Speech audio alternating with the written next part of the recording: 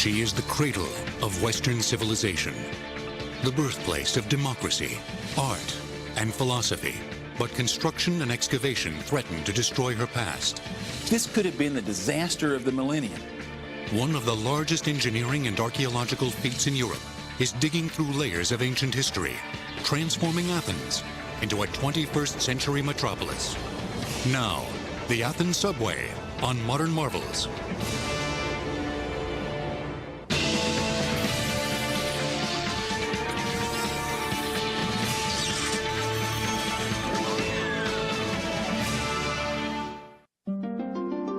Greece. This beautiful mountainous country boasts hundreds of islands and 9,000 miles of shoreline. Athens, her capital, sits on Attica, a peninsula about 40 miles wide and 50 miles long. Ringed by mountains, high-rises share the Athens skyline with crumbling ancient structures. Here, the ancient and modern live side by side. Cars drive past classical triumphal arches that have survived millennia.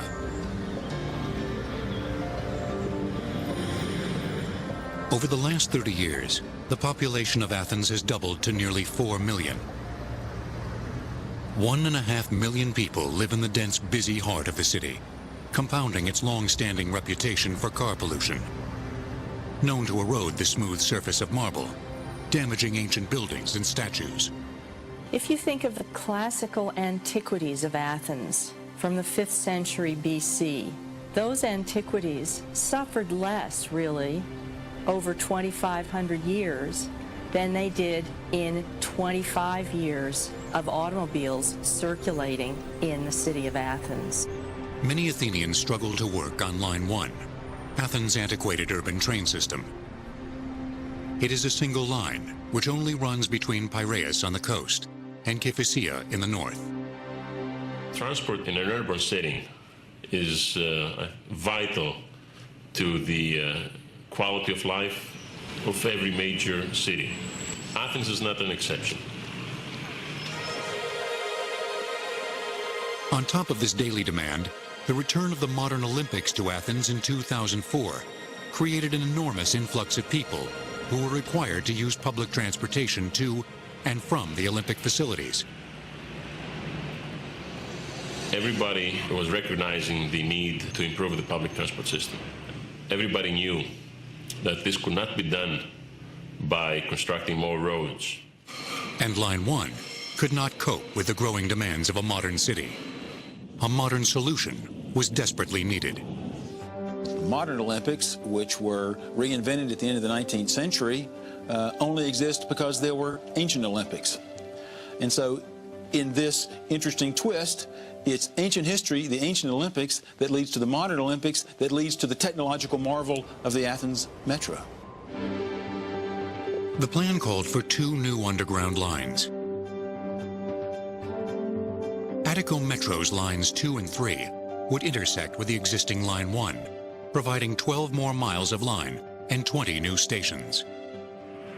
The original schedule for constructing the Athens Metro, when the contract was signed with this French, German, and the Greek consortium, was for completion by the end of 1997. In 1993, Athens residents watched as the 2 gigantic tunnel boring machines, or TBMs, nicknamed Metro Mouse, arrived to bore tunnels under one of the densest modern cities in the world. The TBMs would have to dig under some of the most recognizable architecture of the ancient world, through ground containing some of the oldest artifacts of Western civilization. Not everyone was pleased to see them.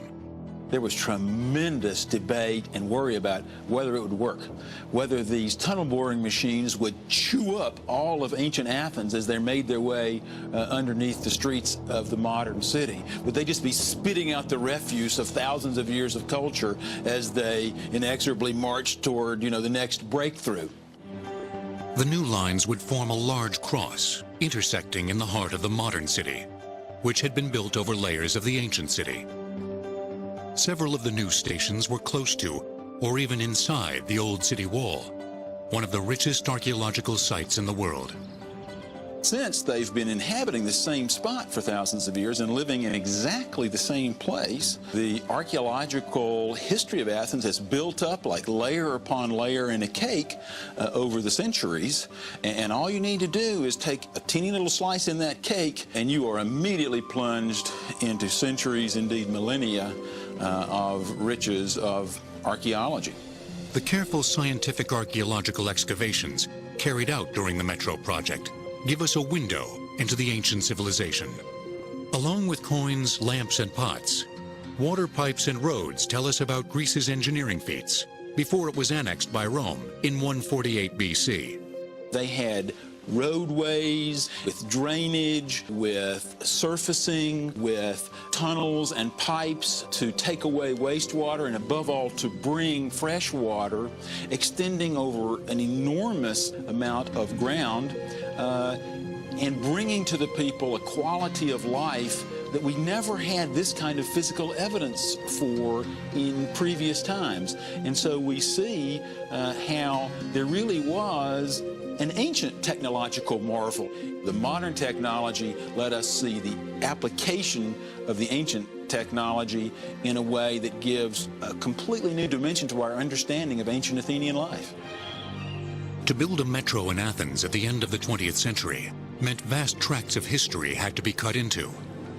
The archaeologists would have to perform rescue excavations, working within a limited time frame to map, record, and preserve thousands of artifacts across 18 sites, exposing over 40 square miles of ancient civilization.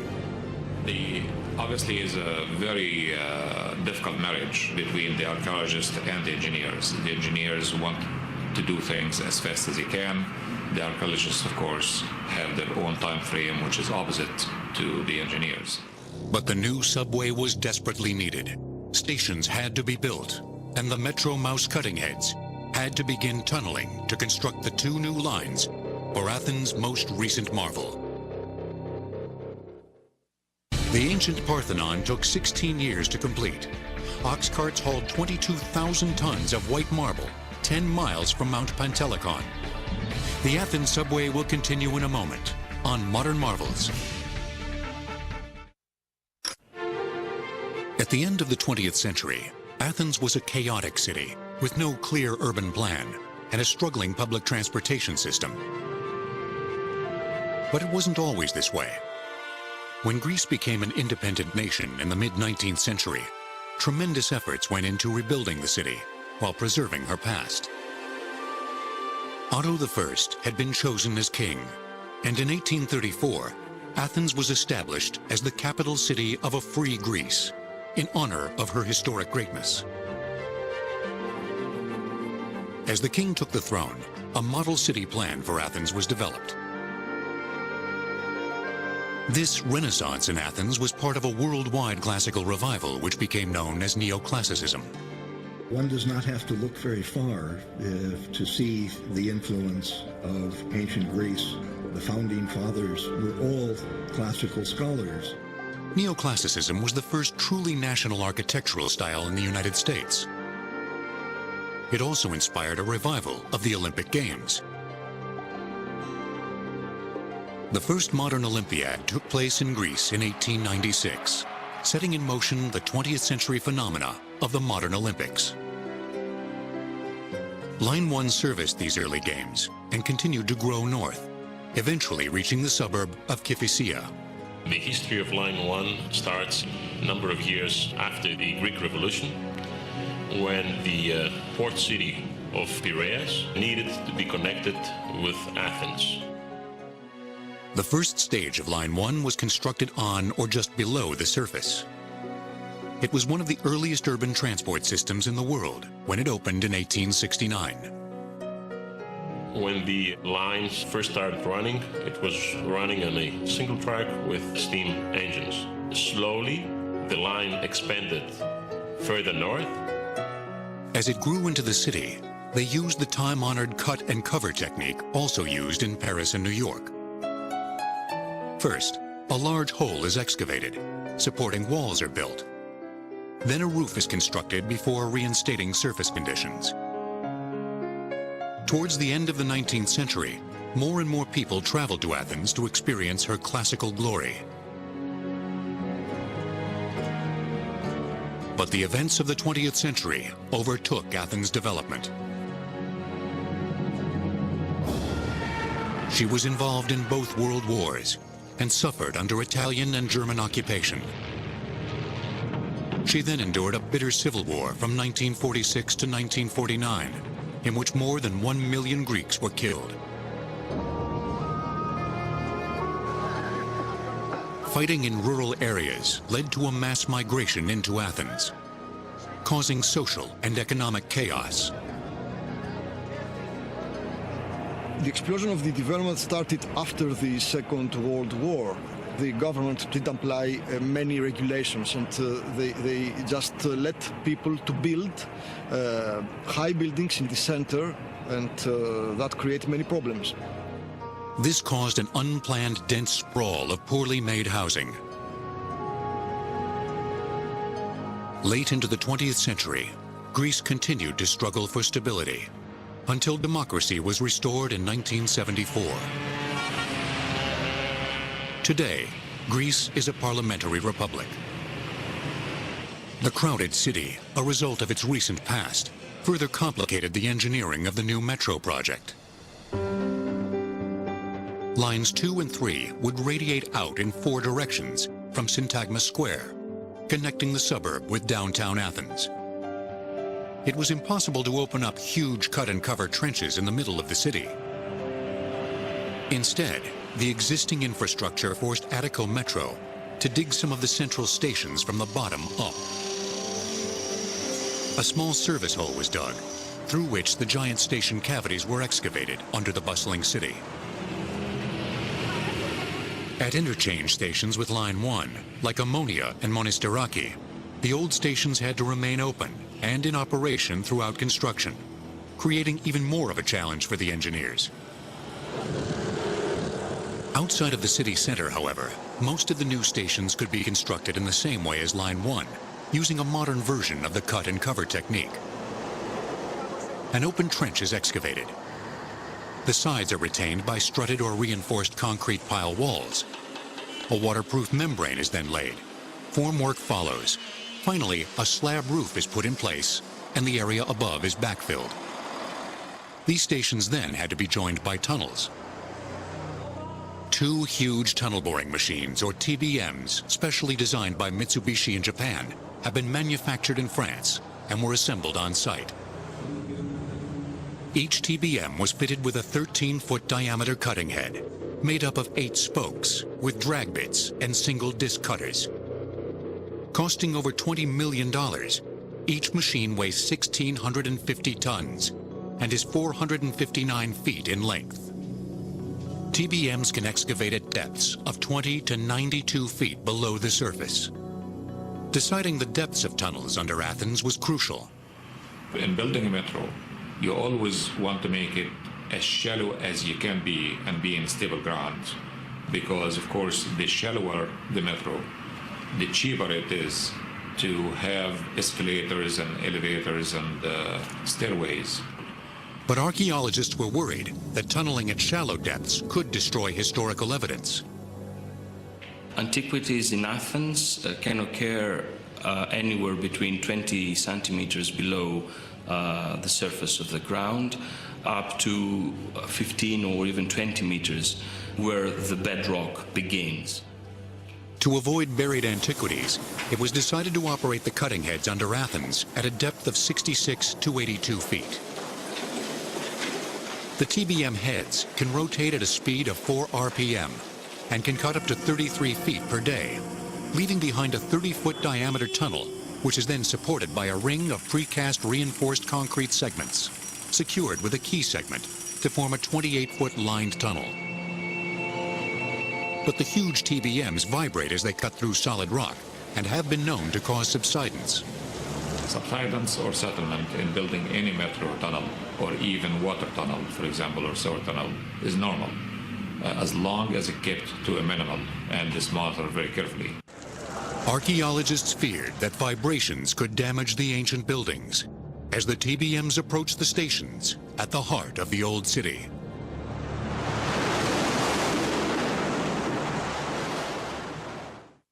The deepest underground system in the world is thought to be the Pyongyang Metro in North Korea. Tunnels are as deep as 393 feet below the surface. The Athens subway will continue in a moment on Modern Marvels.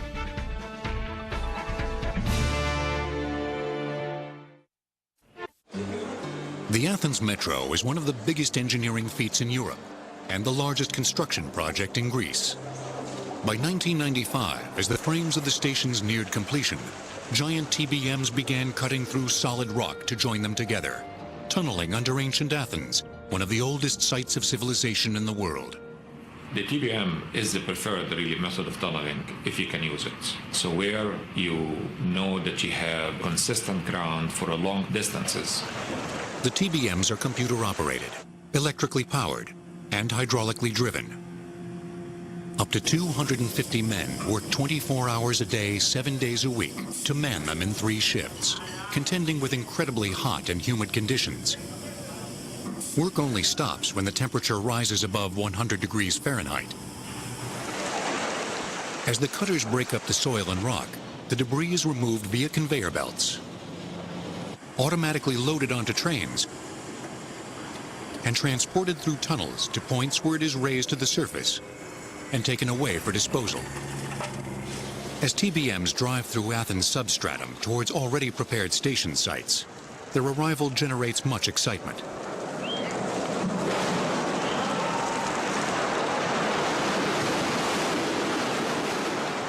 Each time a TBM breaks into a station with pinpoint accuracy, there are celebrations at its safe arrival.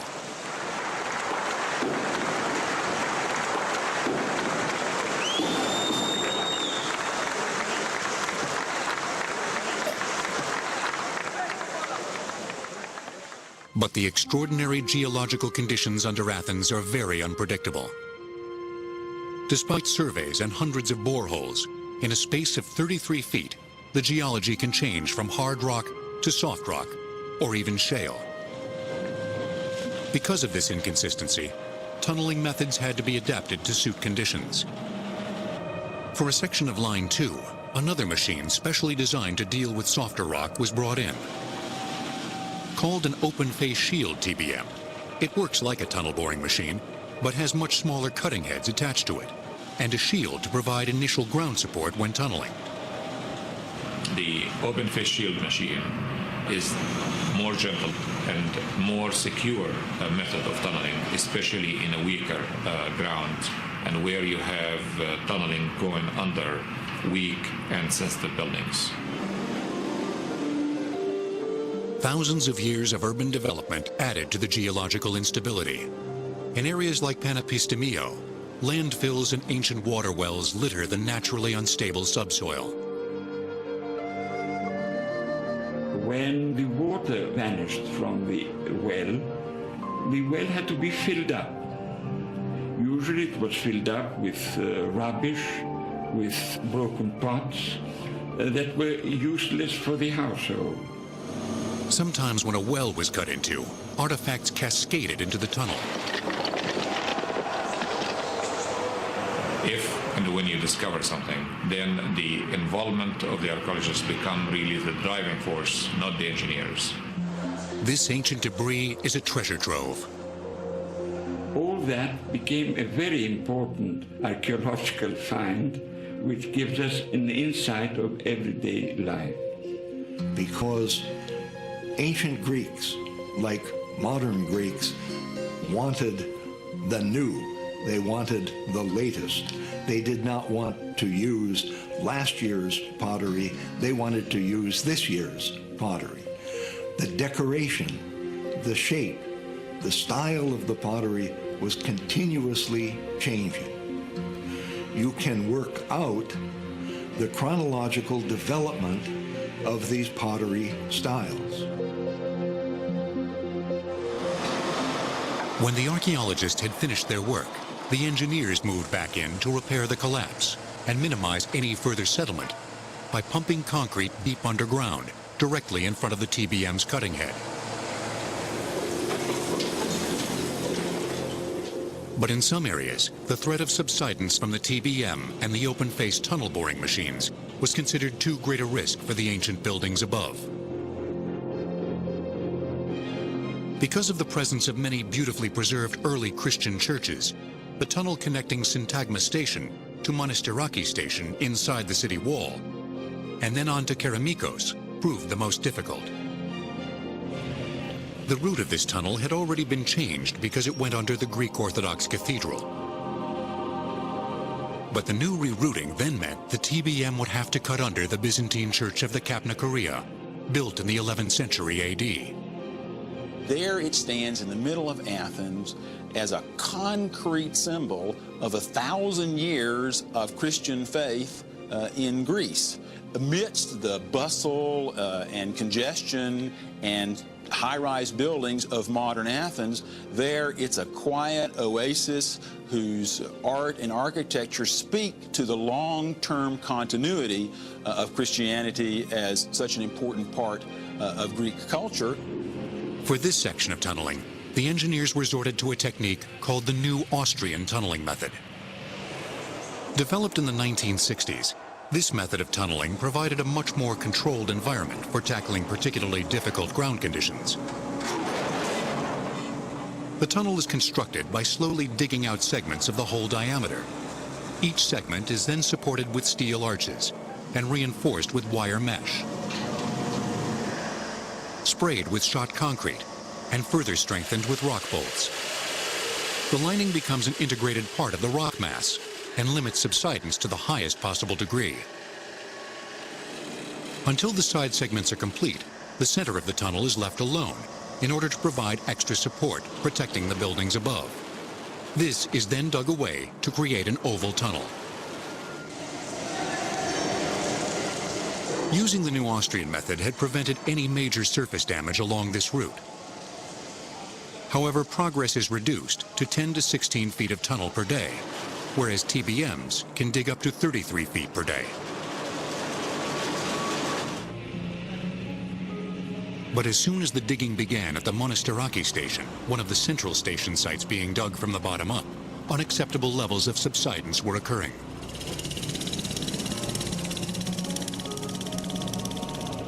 Here in the middle of this difficult building site, the 17th century church of the Pantanassa had already suffered extensive structural damage from settlement. Right next to the Agora, the ancient marketplace in classical Athens, the area around the Monastiraki Station is still a cramped, bustling market.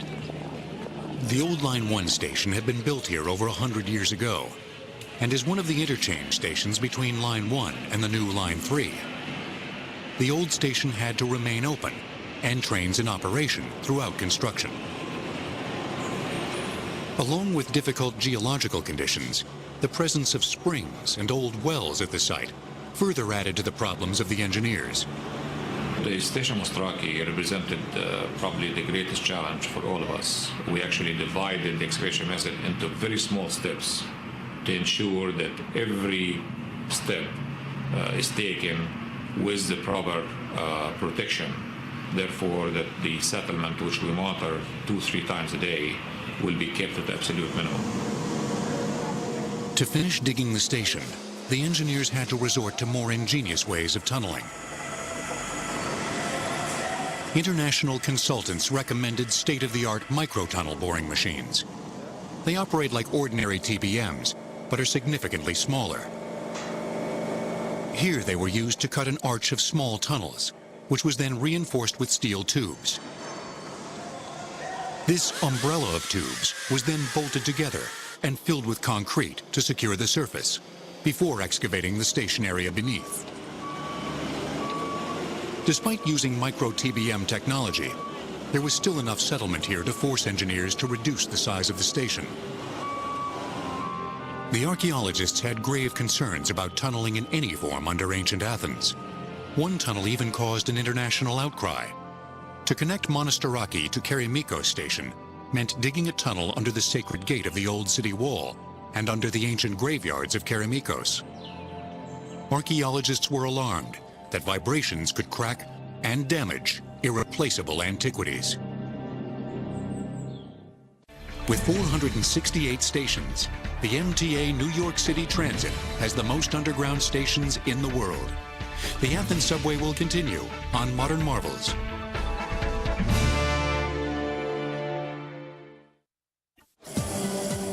Under modern Athens, engineers struggled with a variety of tunneling methods to cut through the unpredictable substratum in building the new lines 2 and 3 of the modern metro system. Alongside them, archaeologists struggled to conduct their work. The Ministry of Culture, working hand in hand with the engineers of Attiko Metro, had identified key areas of archaeological interest. The areas like Acropolis and Syntagma, what you have to do before you even start the construction, that the archaeologists do what you call archaeological trenches, which is very, very carefully by hand. You expose the surface layer by layer. The Athens Metro excavations are spectacular because they pitted the largest modern mechanical tools against the smallest archaeological implements, tunnel boring machines against the little brushes and picks of the archaeologists. They would have to conduct their painstaking work within the engineers' much shorter time frame. The rescue digs involved more than 50 archaeologists who recorded and researched the areas, assisted by as many as 200 laborers who worked around the clock. In total, 18 sites were excavated, exposing over 213,000 feet of the center of one of the oldest sites in Western civilization. It represents the largest archaeological program ever undertaken in Athens. More than 30,000 movable finds were produced during the project, which cover a time span of 25 centuries, from the 17th century BC to the 8th century AD. Perhaps the most outstanding artifact found in the Metro excavations was discovered almost entirely encased in rock. When carefully chipped away, it revealed this beautifully crafted bronze head, made in classical Greece in about 480 BC. Very few large bronzes survive from antiquity, even fewer from Greece. It's because bronze was a reusable material, also an expensive one. It tells us a tremendous amount about what public monuments might have looked like in ancient Athens. But he's still got his eyelashes, he's got inlaid copper eyebrows, inlaid eyes survive. It's an unparalleled piece. But the vast majority of the artifacts were more ordinary domestic objects. More than 500 movable finds were displayed in an exhibition in Athens called The City Beneath the City. They are fractions of everyday life, and they show items that these people used at home, and the playground, at school, in political, religious life, or took with them after death. Several of the central station sites were situated on ancient burial grounds just outside the old city wall, where thousands of new graves were uncovered. Ancient Greeks throughout their history always wanted to keep dead away from the inhabited areas. When they had walls, the dead were buried outside the walls. The ancient Greeks generally made tombs for their dead, and stone coffins often preserved their contents intact. In classical times, various religious and civic observances were practiced around burial rites.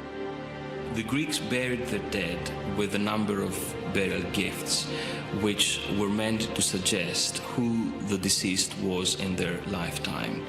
So soldiers are buried with their weaponry, athletes are buried with their athletic paraphernalia, wives are buried with household items, and so on and so forth. Every Athenian was in death the person who were in their lifetime. Children who had died were buried with their favorite toys, like these clay figures.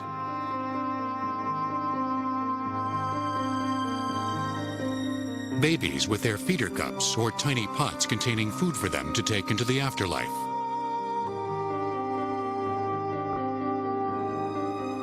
The oldest exhibit in this exhibition is a pair of pots from the Mycenaean period, dating in about the 17th century BC.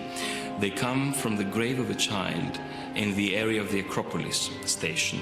This child's burial is unique for two reasons. One, that it belongs to a period of the Bronze Age civilization which is not well documented, the transition from the Middle Bronze to the Late Bronze or to the beginning of the Mycenaean era. And secondly, that the vases themselves are shapes that we normally associate with mature adults. At the Kerameikos station site alone, over 1,000 new tombs were found. Some graves had more unusual contents, like this one for man's best friend. Pet cemeteries are not a modern invention. This beloved pet was laid out there with his leather collar studded with bronze discs and actual glass perfume bottles in with him, which is surely an expression of the close bond between the family and this beloved pet. As the rescue digs came to an end, the bulldozers moved in. New stations and tunnels needed to be built. The most controversial stretch of tunneling to connect Monastiraki station to Kerameikos station was to be cut under the ancient suburb of Kerameikos. In the ancient world, Kerameikos was described as one of the most beautiful districts of Athens. It was the potter's quarter, the place from which we get the word ceramic. Located just outside the old city wall in the shadow of the Acropolis, it is the site of the largest and most ancient cemetery yet to be found on Attica. It also bears testimony to one of the most tragic episodes in ancient Greece, a plague that devastated Athens in 430 BC during her war with Sparta. The great war that Athens fought with Sparta brought them behind their walls for defense, and a great epidemic struck them. This disease killed thousands, and as the excavation shows, led the Athenians to pile the corpses one on top of each other in these communal graves, giving up their traditions of individual burial because the tragedy was so overwhelming. The Greeks did not usually practice mass burial, but during the plague, wrote the Greek historian Thucydides, the Athenians were so sure that the end of the world was coming that they left their dead in the streets. Potentially, through DNA analysis, we might be able to settle some questions regarding the nature of this plague itself. What was the disease that carried off these citizens? We have descriptions of the symptoms in Thucydides. There has been a lot of speculation about what the actual disease was, but since we now actually have the bones of citizens that died as a result of this plague, we might in fact be able to pinpoint what precisely the nature of it was. Originally, a TBM was to have cut beneath the ancient fortifications, under the bed of the Eridanus River, which in classical times ran out of the city beside the sacred gate and on under the ancient graveyards. This plan caused a storm of opposition from archaeologists, who were concerned that the tunneling could damage irreplaceable antiquities. As a concession, and to ensure that there is not even slight possibility of any damage to the ancient cemetery, we agreed with the archaeologists to proceed using this new Austrian tunneling methods, which is much more careful and gentle method of tunneling. But still, the archaeologists were not satisfied. Attiko Metro finally agreed to reroute the tunnel. But to connect to Kerameikos station, which was already under construction, they would still have to cut under a corner of the cemetery. And that corner was below the Street of Tombs, in the Kerameikos neighborhood containing important pieces of classical funerary art. The ancient sources tell us it was the most beautiful suburb of Athens. It was also the place where Athens commemorated its war dead, where the national memorial of the fallen soldiers was located, and where many tombs with beautiful works of art were placed. It was a sacred place of commemoration. The Greek, French, American, and German archaeologists joined hands to oppose the tunnel under the cemetery. The European Union stepped in, and by April 1998, the Greek government called a halt to tunneling under the cemetery. The Kerameikos station was abandoned. In planning any project in an ancient city, you have to plan considering the impact of the archaeology. So we added 12 months to the schedule to allow for such activity. But Attiko Metro now believes that the archaeological digs delayed the project by up to 2 years, at a cost of nearly $50 million. Behind schedule and plagued by delays, the engineers struggled to complete the base project in time for the new millennium. At 33.5 miles long, the Seikan Tunnel in Japan is the world's longest railway tunnel. The Athens subway will return on Modern Marvels.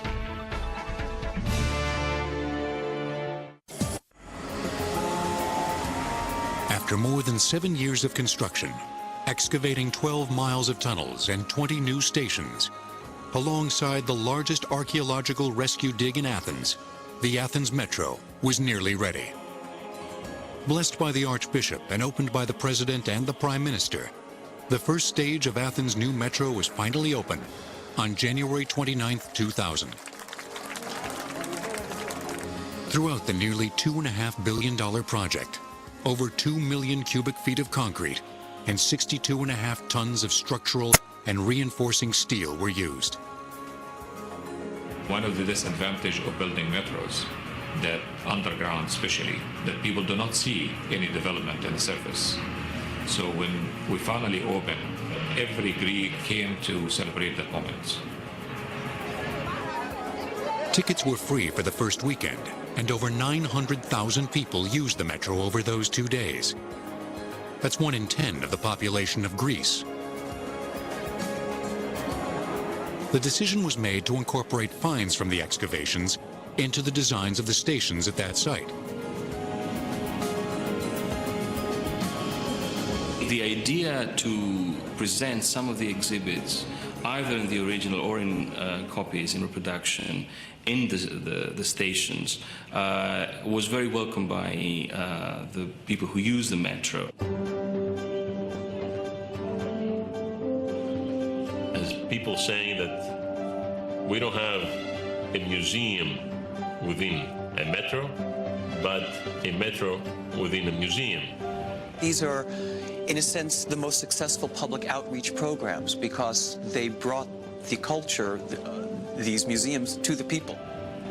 And it gives a sense of continuity to reassure the Athenian but also the international public that no damage was suffered to the remains of the past during the project. More than 400,000 people use the new metro daily, effortlessly transporting them around the center and out into the suburbs. Trains run for 18 hours a day between 6 a.m. and 12 p.m. In rush hour, trains run every 3 minutes and every 5 to 10 minutes in non-rush hour. As people change lines by walking along these impressive marble corridors, they can enjoy not only ancient artifacts, but modern art too.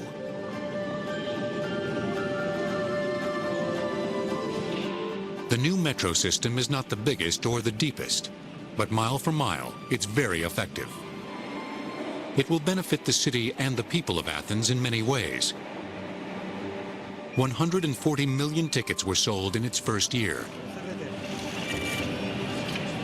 And as more and more people leave their cars behind, or at the specially designed park and ride stations, it will significantly reduce toxic emissions in the city and improve air quality. Now that there's a metro, the air has cleared. You can see all the way to the sea at the Piraeus. You can see the Acropolis all the time. We have documented that the metro have reduced the pollutant in the environment by as much as 15%. The number of pollutants will be decreased further as the metro expands to the out suburbs. But even this extended metro is only the beginning.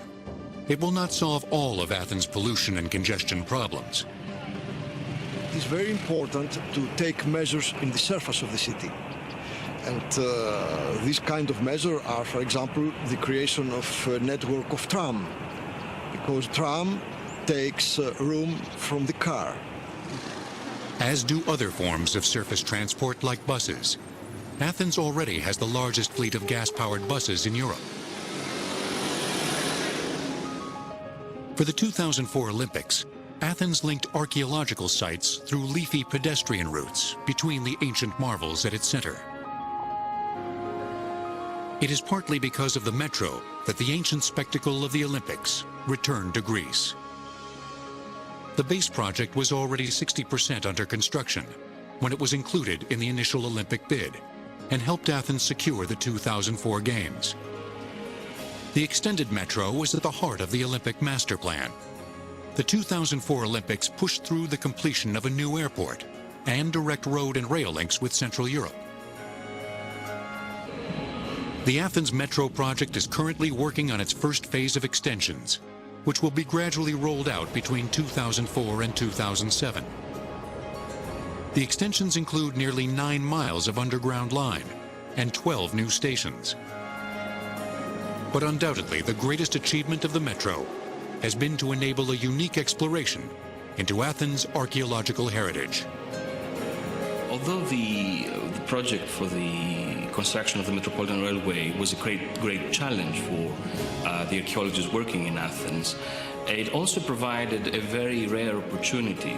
I don't think anyone would have agreed for a proper excavation in the heart of Athens and Syntagma Square, for example, if it wasn't for something like the Metro project. In a modern city where working facilities for the general public have to be done, there's always a balance between the needs of the public and the scientific investigation. This marriage between progress and preservation has led to the discovery of thousands of everyday artifacts of extraordinary value, scientifically preserving the lives of everyday people of the past. If there hadn't been these TBMs, tunnel boring machines, then there wouldn't have been any subway. If there hadn't been any subway, there wouldn't have been this massive archaeological project, the largest ever in Athenian archaeology. And if there hadn't been this massive archaeological project, then there wouldn't have been this flowering of knowledge about the life of the Athenians over thousands of years. The opening of the system was the proudest moment for all of us when you see the acceptance of the Greek public. And you see also the joy and the pride of the average Greek in having such a metro given to them for a generation.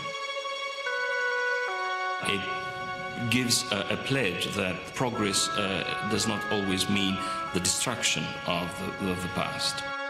When excavations started in Athens during the 19th century, everybody was excited about the past.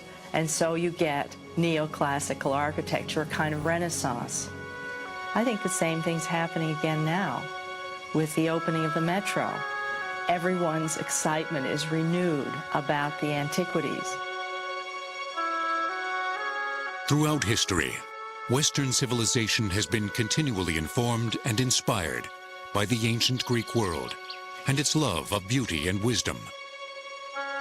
At the height of Athens' golden age, Pericles remarked, "What I desire is that you fix your eyes every day on the greatness of Athens and fall in love with her. Mighty indeed are the marks and monuments of our empire which we have left. Future ages will wonder at us